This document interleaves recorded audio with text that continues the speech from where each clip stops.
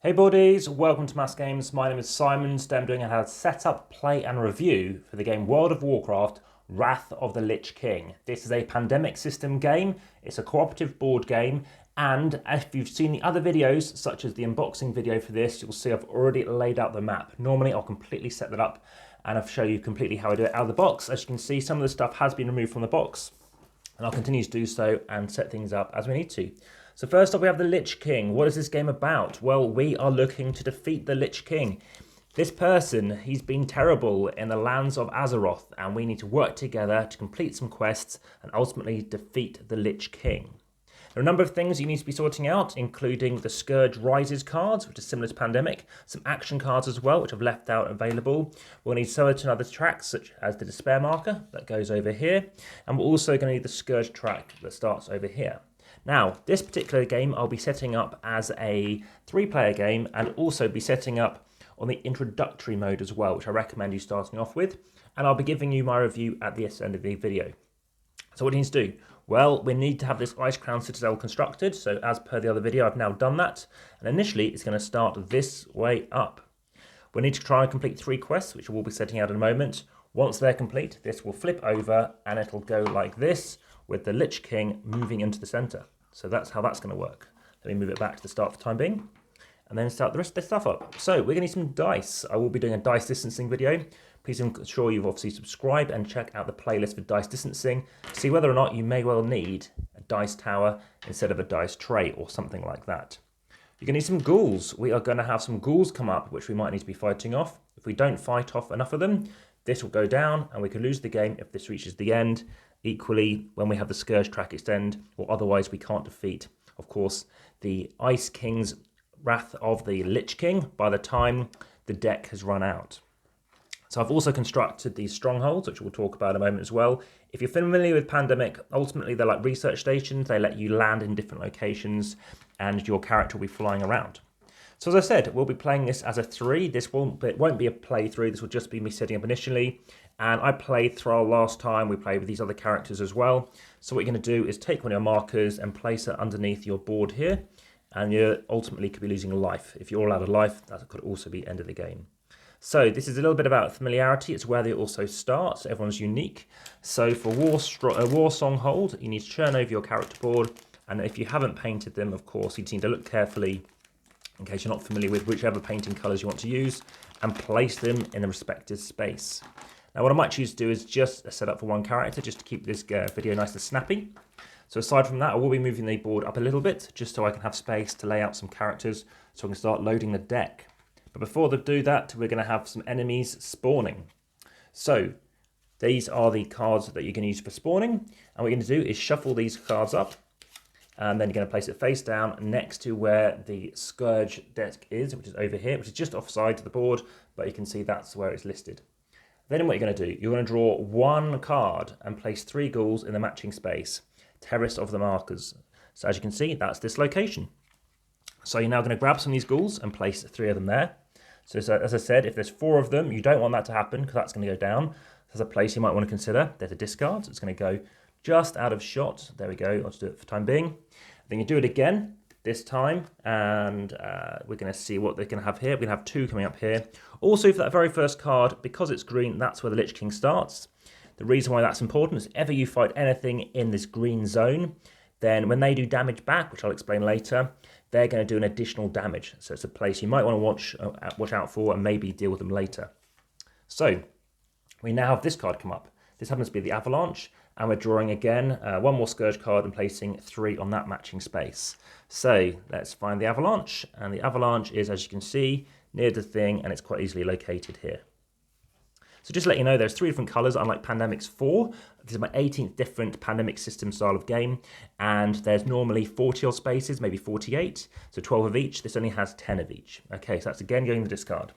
Then we're going to go again. So here we go. We have got this one. We're drawing 3 more Scourge cards. So this from now on, we're drawing 3 more Scourge cards, not just those singular ones for those 3. So unlike Pandemic, where you normally have 3 of these with 3 on it, we're now going to draw 1, 2, 3. And these are all going to have 2 ghouls on them. So let's just quickly do a couple of those. Whilst I'm doing this, please ensure you, of course, like the channel, like and subscribe to this video, and of course share. Please let me know what your thoughts are as well by commenting, and via the description you can of course support the channel via Patreon and follow via 2,200 photos on Instagram. So let's just do this very quickly, and there we go. If you want to see a playthrough, again, please check out the playlist of playthroughs. There's many playthroughs on there too, and other videos in the pandemic season as well. Okay, and now it's doing that final one, which is one of each. So we have got Themed End, we have got Thunderfall, and we have got Shadow Vault. Now a little bit about World of Warcraft. I used to consult for Activision, which makes this particular game. So if you're interested in more about that, there's more I can discuss around that too. So we have now laid this out with Shadow Vault. So of course a solo playthrough is also on the works. If you want to play the solo playthrough, there's a bit more stuff to use in the box, but that will be in a separate video, separate discussion about the review at that point. Okay, so we've laid everything else out now. The final Scourge card, that's going to be revealed, and it's where Abomination is going to go. What are Abominations? Well, they're pretty nasty. We've got the Nexus, and what an Abomination is going to do is they're going to deal 3 damage instead of 1. Okay, so as you can see, I put up my health marker. It started off on 7. Sometimes they start on 6, sometimes 8, sometimes 5. It can vary. So you can choose your characters, and this one, like I said, is going to start on at the Nexus. Now, the reason the Nexus is important is because you're also going to have 3 different quests. Now, the introductory game does recommend 3 specific quests, and here they are. You're going to place them face down to show where they're going to go. So this is going to go face up for the Nexus, face up for this one over here in Uldur, and over here we have Naxxramas. And then you're going to place the quest tokens on the respective spaces because you're looking to go to those locations, completing the quests, which unlocks the Crown Citadel, which allows you to then defeat obviously the Lich King to win the game. So Naxxramas goes there. This green token, obviously in Uldur, doesn't show you where it is, but you can see it's there. And finally, we have the Nexus, which is where that Abomination is. Okay, so now we've sorted out, obviously, where the map is, what's going on. We, of course, also need to get out the card for the Lich King. And we also need to be sorting out quests. So it recommends One Quiet Night, similar, exact same name, in fact, as in Pandemic, which allows you to spawn at the skipping stage of bringing out new ghouls, which we know are bad because you can, of course, lose the game that way. Bringing out Borrowed Time, which gives you some more actions. And Argent Crusaders, which allows you to, of course, deal extra damage straight away. And you can split that as you like. So you can deal 3 damage here because there were 3, and a single damage to the ghouls each. So you're going to shuffle these up. You're going to place them face down so you don't actually know what you're working towards. And then that is something you can come and do. Now, there are many other quest tokens. There are many other actual bad things you need to work on towards as well. So many other reward cards. There are 3 different quests in red, 3 in purple, and 3 in green. So there's lots of different variety there. And I said I'm looking forward to actually making sure I've played through absolutely everything. In this day and age, it's not always possible, but I definitely do work towards it. So now we need your Ice Crown Citadel. It's placed face down, and that's just so you don't know what you're working towards initially, but it's always the same. And ultimately, just be aware of this. This is the fight of the value of that guy that you're fighting off. So if you want to go to, say, Naxxramas, you might want to, because they are a bit easier to fight, as I'll explain when we move on to fighting. So next up, I said, we've got our heroes. We've picked our heroes. We've picked who we want to be. Who you want to be might depend on actually who's come up where. So you might want to choose a character who is close to the Terrace of the Markers. And in fact, choosing to go for Frosthold isn't necessarily bad. It is a couple of spaces away, so it will use you a couple of actions. So let's talk about that. We've chosen our characters. We are now going to set up, of course, you would be playing out more characters in a moment. I'm not sure where that one came from. And then what you're going to do is you're going to be layering out the amount of cards you're going to need. You're going to have to first separate out these Scourge Rises cards. Like I said, we're setting this up on introductory mode, so you're going to need 5. 1, 2, 3, 4, 5.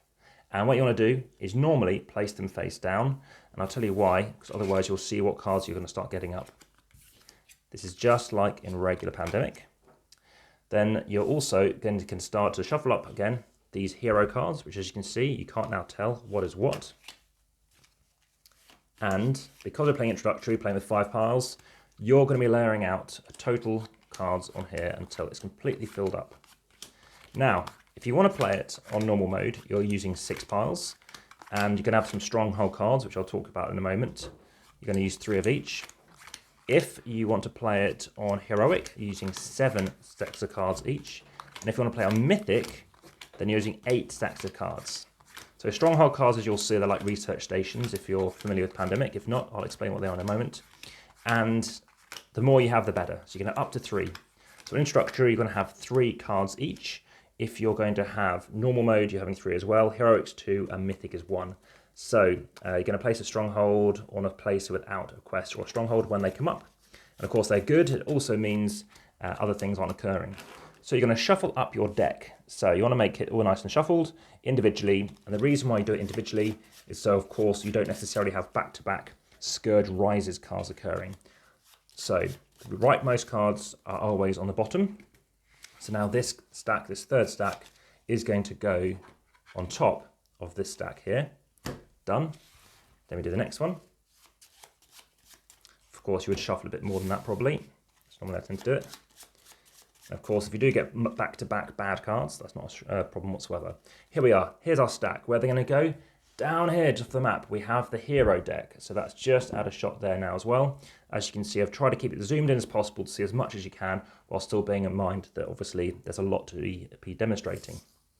So what can you do on a turn? Well, as you can see down here, you have 4 actions. Let's talk about the actions now. The most common one is moving. Why move? Well, it allows you to fight, it allows you to reach quest spaces. So I need to be getting over to these locations. Let's just say I've got my 1 character here.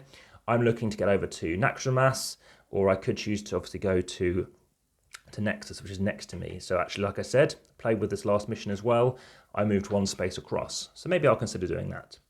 So I can choose to move to Nexus space. I can choose to fight. You need to be in the same location to fight, and you're rolling 2 dice. You're going to be doing damage equal to exactly what it is. So I'm actually, in this case, I'm going to be dealing, well, in this instance, 1 damage, and then they're going to fight back with a power of 3. I'll be defending against 1. So if that was to occur, and I was there, so let's say I moved to 1, I fought, it would potentially lose 1 life, and I would lose 1 too. But its life resets. Why? Because it's an abomination, and as you can see, it's abominable. Its health is 3. So it needs to be doing 3 hits in 1 turn.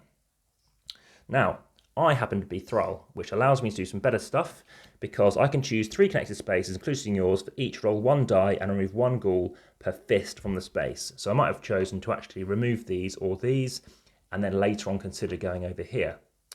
Also, when a hero is in your region, you can contribute 1 card even if you're not on the quest space. Now, before I choose what I want to do, everyone's going to get some cards. So everybody is going to have some cards initially, and the amount of cards you have depending on how many players are playing. So as a 2, 3 cards, as a 3, 3 cards, as a 4, 2, and as a 5, 2 cards as well. So here are the cards I have. They're not very useful currently. They're not fighting cards. If they're fighting, they're able to do some more damage. I can spend those cards. I can travel, so I can move any hero up to 4 spaces. I could choose to heal. As I said, I'm not really damaged at the minute. And more healing cards are pretty useless cards for me currently. There's 2 things I could do. I could fight if I wanted to. Of course, I need to get to a quest space, and it's not very helpful when I've got something else there. I can now choose to do some of these quest things. Now, you can take your quest tokens and place them on respective markers to show you where they are. And you may have seen this in other games. I've played in quite a few. I need to either be doing a couple of things. Contributing cards, so I do have the respective colour to move 1 space along as an action.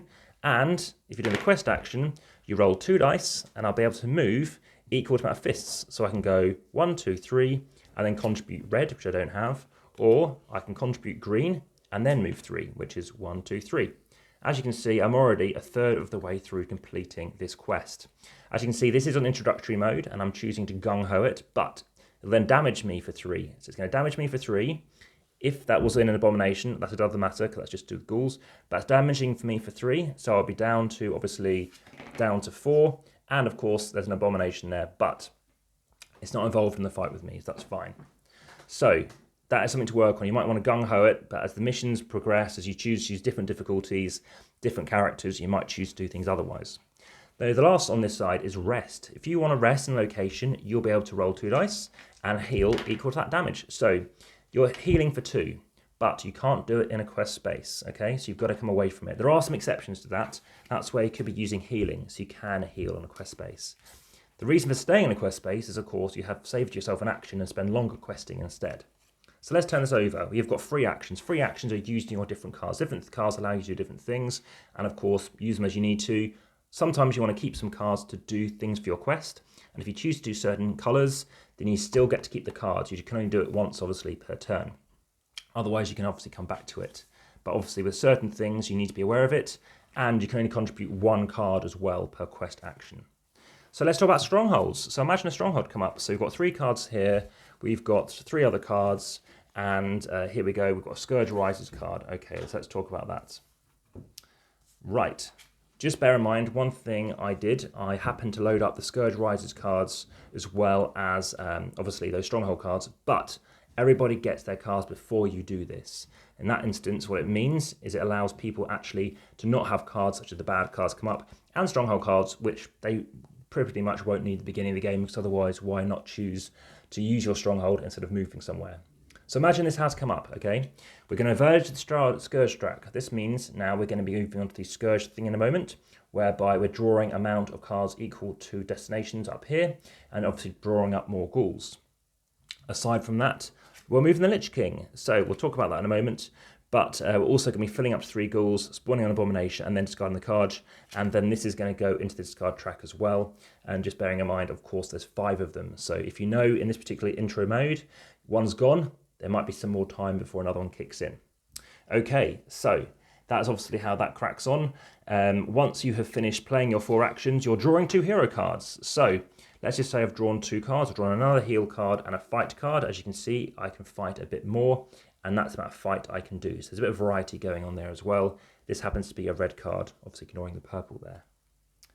Okay, so what else do we need to be aware of? Of course, it's a cooperative game, so when you choose to go to these quest locations, it's handy if someone else can come with you. They do not get damaged if they're with you, and if they happen to be with you, they can of course contribute 1 card as well. You of course want to talk about your characters, because in this instance I can actually contribute even when I'm not on that quest space, which is very handy, and that's very helpful for actually allowing me to help and fulfilling that quest.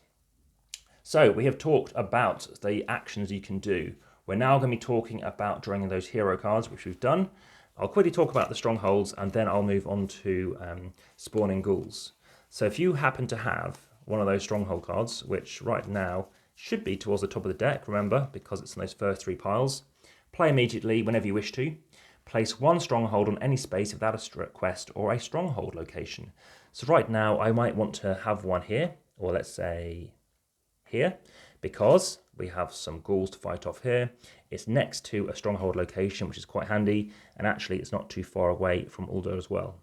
So how do they work? Well, on your turn, you can choose to take your character and fly, just land all the way down there, okay? So that has cost you an action, but now you're in a great location rather than spending loads of actions to come all the way around or spending cards as travel as well. Now, also, the advantage of being here is if you spend 1 action to rest, you're also able to increase your resting ability by an additional 1. So that's very handy, and we were using it last game to actually increase our strength, getting back up to 7, and monitoring and managing that as well, so we can get across to do some questing, and of course popping back if we need to. Now, there are some negatives with certain quest locations. If, for example, 1 ghoul populates at the end of the space, because of course then they're damaging you back, and that's not good, because sometimes when they reach 4, well, if they're reaching 4, then this is going to keep going down. So this is where you have to be aware of fighting, taking time and actually fighting them instead. Of course, fighting, they're doing damage back to you if they're there. So let's just say there were 3 and I did 2 damage. Well, what would happen is I would take 2 off. I can choose what I'm taking off. And suddenly this one is damaging me for 1, because 1 is remaining. They do damage for 1. If I happen to have this and I did, say, a double damage, so there's a 5 and 6 chance of getting a damage. And I think I can't recall what it is now, about maybe 1 in 2 chance of actually getting some protection, some help. So imagine I've got this here. I can do 4 damage. I can do 3, 4, and of course it's doing 2 damage back, but I could spend a fight action to of course do an additional damage as well. Okay, and then we're doing that, and it's going to hit me for 1. Okay, so now we're talking about the remaining actions. We've talked about fighting, and we've talked about obviously those 3 actions, which are playing some cards, and now spawning those ghouls. So flipping over 1 at a time, we're now going through the deck relating to the Scourge track, and then we're going to start revealing and doing the various things that entails. So this actually, that should be face down. These are in play. We've got our Abomination, and I just need to grab where I've put the those bad cards, which for some reason I have lost. Oh, they're over here. Apologies. That's the trouble with the... I'll explain why there's some negatives and positives in this game. So drawing over that first card. Okay, so we're going to place one ghoul in the Wrath Gate. So the Wrath Gate is going to go over in the respective place. We can see it's just south of the Ice Crown Citadel. Okay, and then we're doing the next one. As you can see, we haven't hit the limit of 3. The next one has Onslaught Harbour, and as you can see, it's up here. So we're going to take another ghoul and place it over there. So we're also going to be activating abominations. So we're now going to move on to the activation step. We'll talk more about Scourge Rise in a moment. Activating abomination, then move one space closer to the nearest hero. So imagine we've just got the one in place here. It's going to move here. If on its one turn it moves here, it lands on a space, this hero takes a damage. So being aware, you always want to probably be 2 spaces away, of course, from one of these abominations. That is something to be aware of. Okay, so you of course want to complete your 3 quests and then move on to going on to the Ice Crown Citadel. So you want to start making your way towards here, getting in here, maybe having a stronghold next to it. If you have a stronghold next to that Citadel, which is what we did before, I think in the Avalanche, it allows you, of course, to quickly get there, which is very handy. Okay, so almost time to move on to, obviously, the review, and I'll start talking to you a bit about that now. So, a few things. Firstly, you can see that I've had to move the board around because the hero deck and the hero discard and the Scourge deck and stuff, that's off the board. Normally, it's on the board. Normally, it takes space here, and that's really handy. The fact that you've got to have it off the board is a little annoying in the sense that you've actually got to stretch to reach those locations, which is something to bear in mind because even when people sit opposite on a relatively medium-sized table, it's a minor contrivance. Aside from that, and I'm going to talk you through in the order that I felt my review felt applicable. So I'm not saying it all the negatives first or all the positives first. It's just how things came across, strongest to weakest to a degree. There's quite a few extra rules to Pandemic, as you might have spotted, but that's not a negative whatsoever. I think it works well. I like the idea of questing, because it's not new, but it works for this. It lets you see what you're working towards. And it's involving. Everyone says it's involving. It's very thematic. It works really well. Even if you're not into Warcraft, it makes a lot of sense. Even these little characters, they're actually different, some of them, as you can see. So they do look a bit different, which is quite nice. The abominations are all the same, though. I'm not saying that's negative, but it's just to be aware of. And it's a very nice narrative. I like the way you're doing these things. You're completing them. You're getting a quest, and anytime this does count towards your hand limit, and your hand limit is always a maximum of 7 cards. If you draw more, you've got to discard down. Of course, you can choose which to. You can skip spawning ghouls, as I mentioned, which is a great thing to do. The theme works, as I mentioned, and when you have something like a stronghold and you see a character like this fly up and land there, it looks great. It looks a lot better than using it as a pawn in Pandemic. So, as I mentioned, there's 3 colours, and I think that works well. I think the location actually works very strongly because people, and there are many people who are not familiar with, of course, Warcraft, will be able to look at this card and say, oh, it's there, that's what I'm basing it on, that's where I'm moving up from. And you'll get to start be able to get used to these locations too. Not that that's necessarily an issue. Now, as cards get discarded, of course, this can get knocked over. As cards get discarded, it doesn't happen when we play, it's obviously just for this demo. As they get discarded, of course, these cards are going to come up again, as I'll talk about in a moment. But because these are places I'm not familiar with in real life, as opposed to Kinshasa, which I've never heard of really before, and Khartoum, which are both places in kind of Western Africa, it was harder for me to recall what those things were. So it's something to be aware of. I think the more time I play it, and even Khartoum and Kinshasa, it's taken me tens of times before I've got used to it. Some of the rules are slightly unclear, such as if you can't move an abomination because it's on your space, does it do a damage? It's not clear on that, so there was no kind of rule on that. Some people say, well, as it's already there, it can't move one, just give a damage. It's up to you. Aside from that, like I said, I like the way that there's obviously enough space for them. They look nice. It's effective. It's not cubes as well. Again, it looks better. It's a nice looking map and stuff. So, what's my view overall? Well, I think it's very good. Again, above average. I think this is a game for people who I know who don't like Pandemic for whatever reason. They like the theme for this, and that's, I don't know the specifics behind that, but I think maybe the theme just is a bit less alien, a bit less abstract for some people, and it's something that people seem to enjoy. If you obviously enjoy this, of course, please let me know. Is this something you've been curious about? What does it work for you? Was there something about Pandemic that this stands out for you? Again, it's not designed, as per my other video, by the Matt Leacock who did Pandemic. It's new people, and you might find, of course, this to be of interest. So when also we talked about setting up this game, we talked about moving the Lich King.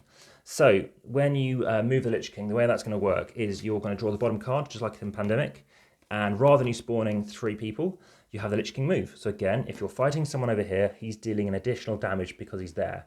So you might want to have to think about that when you're fighting people. And now that's in that deck too. You're also filling it with 3 ghouls. So of course, let's just take them from over here for now. It's looking quite strong. It's someone else to consider going to. Of course, it's not fighting you, but it's contributing and helping as well. You're also getting Abomination there. So that, sorry, wouldn't be there. It'll be on its space. So there's a lot of stuff going on there, and you probably want to wait until that Abomination's moved before, or probably move twice before you consider tackling that space. That's why Thrall is handy, because he can attack from adjacent spaces. Like I said, you're then discarding that card as well. Then you're going to grab all these cards, you're going to shuffle them up, and again, place them on top. So you now know that that card could come up again, which did happen, and that is pretty carnageous when you've got 2 Abominations. Of course, you won't get more ghouls, you're just going to have that occur instead. And we did have it down to about here, so it wasn't that easy, but we did manage to do it, and that was introductory. So hopefully that's of interest, hopefully it makes a lot of sense. Of course, I've got this huge pointy character here. People say, oh, it's a bit too spiky. But yes, very good rating for me. And I look forward to continue playing it. I look forward to obviously giving you that solo playthrough in due course. In terms of that solo playthrough, the only thing we haven't talked about in the box is the fact that it has this extra character piece. But again, that's going to be talked about in that solo playthrough. Hopefully that's been fun and you've enjoyed that, okay? And that's been obviously as much as I can get on that board to make sure you can see as much of interest as possible. Speak to you soon.